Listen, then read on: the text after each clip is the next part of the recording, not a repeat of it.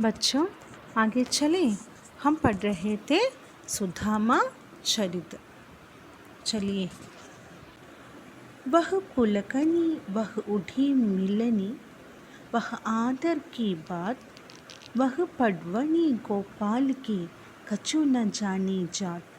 कहा भयो जो अब भयो हरि को राजा समाज। हऊ आवत नाही हुतऊ वाही पढ़्यो ढेली। घर घर कर ओढ़त फिरे तनक दही के काज।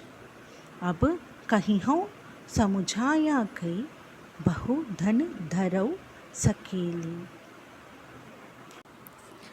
इस पद्यांश में कविवर नरोत्तम दास जी कहते हैं कि श्री कृष्ण का अपने मित्र सुदामा से स्वयं उठकर मिलना, आदर सहित अपने पास रखना व प्रेमपूर्वक उन्हें उनके घाव बेचना जैसे कृष्ण की लीलाओं का वर्णन नहीं किया जा सकता, क्योंकि सुदामा अपनी पत्नी के कहने पर श्री कृष्ण के पास सहायता हेतु गया था, लेकिन कृष्ण ने तो उसे खाली हाथ ही लौट दिया।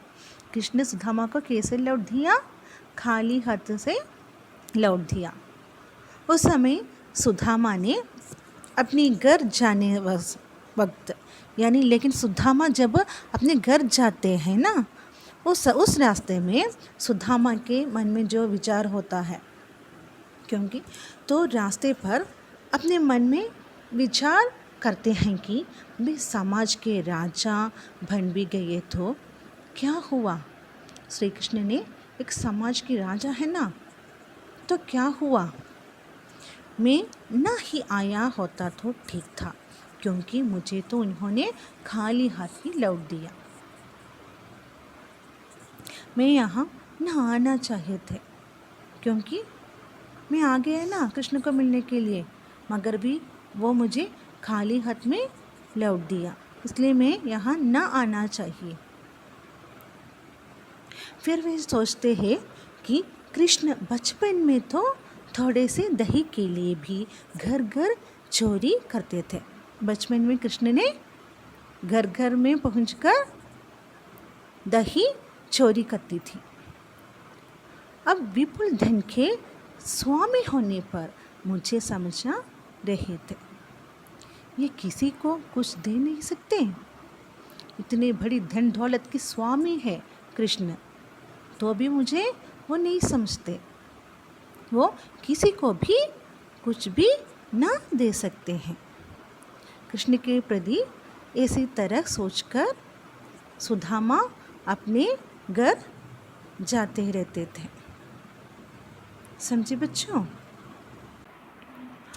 On Sudama way back to home, he was thinking that even after being the emperor of a territory, he didn't even give me anything.